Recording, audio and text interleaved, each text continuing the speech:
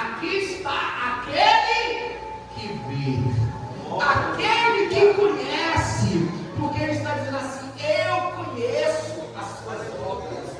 E aí, quais são as suas obras aqui, a igreja de Éfeso? O seu amor, o seu trabalho duro, eu conheço. A sua perseverança.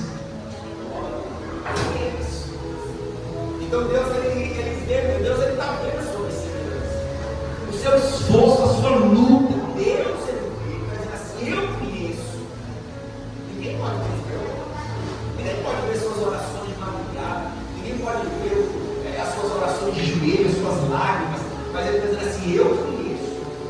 Aqui é o Espírito de Deus escrevendo na igreja de Éfeso, enchendo aquela igreja de esperança. A esperança, meus irmãos, que as nossas obras do Senhor não é em vão, que a nossa perseverança não é em vão, que o nosso trabalho não é em vão, mas que Deus, ele tem nos observado, que Deus tem olhado para nós.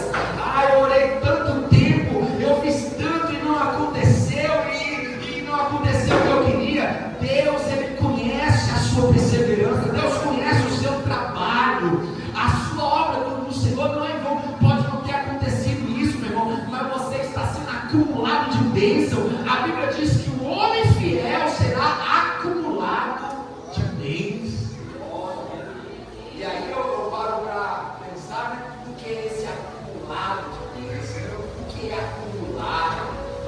Se acumula, meu irmão, quando não acontece, mas também não se perde. Você entende essa palavra? Está sendo acumulado. O que quer dizer isso? Que você não ganhou, mas também não perdeu. Está acumulado. Um dia aconteceu comigo que eu perdi meu cartão no banco. Eu recebia meu salário montado na conta, perdi o cartão no banco. A agência ficava em outra cidade, não tinha como eu ir lá sacar com o RG, só sacava na agência com o RG ou com o cartão, e não tinha como eu ir lá. Tive que pedir o cartão, demorou, foi uma demora, caiu uns 3 salários lá. Não estava recebendo, estava passando por uma perda, nada. Mas estava como? Estava acumulado, estava sendo acumulado, e no tempo certinho, o que estava acumulado, eu recebi.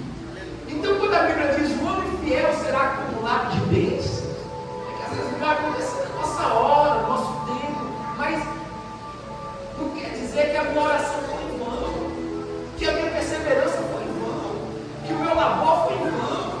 Aqui está o Senhor dizendo assim: eu conheço as suas obras, conheço o teu labor e conheço a sua perseverança. Então entenda isso aqui. Agora o versículo, aí no versículo 2, quando diz assim: e que não pode suportar homens maus, que pusestes à prova os que a si mesmos se declaram apóstolos e não são, e os achaste mentirosos. Eu estou aqui uma igreja que não suportava homens maus, não compactuava com a vontade das pessoas, mas apoiava o homem que era bom, o homem que era bondoso, não suportava o homem mau e colocava à prova aqueles que se declaravam apóstolos e não eram, e os achastes mentirosos. Então veja só, meus irmãos, uma das qualidades que Deus ele viu nessa igreja de Éfeso era não aceitar qualquer doutrina, era não aceitar qualquer espírito, não é verdade? Às vezes a gente quer repreender. Hoje não dá mais para repreender ninguém, porque vira escândalo, vira discussão.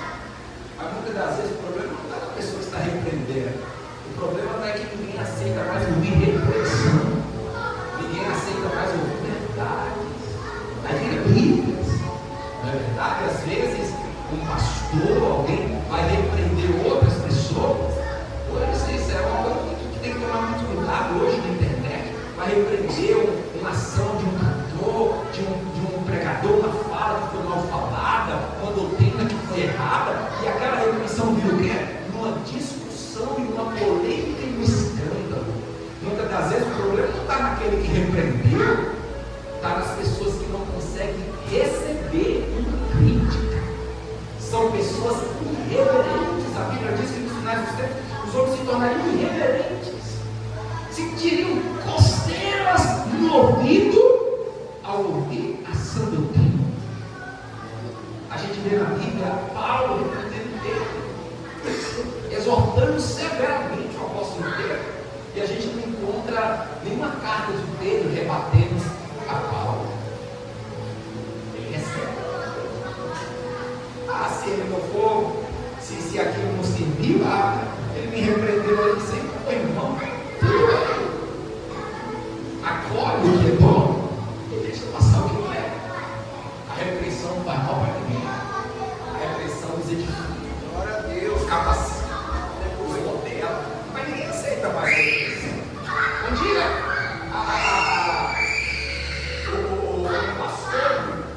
o pastor,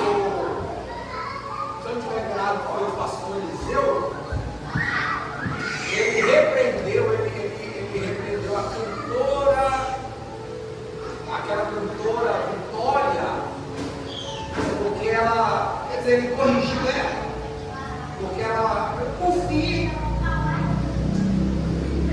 no ensinamento, no meu ponto de vista, a menina estava até certa, mas na atitude dela, não. Porque ela na ministração dela, ela diz assim, que a gente não, tem gente que fala assim que prega o que vive. Eu prego o que vive. E ela disse que isso seria hipocrisia. A gente tem que parar de ser hipócrita.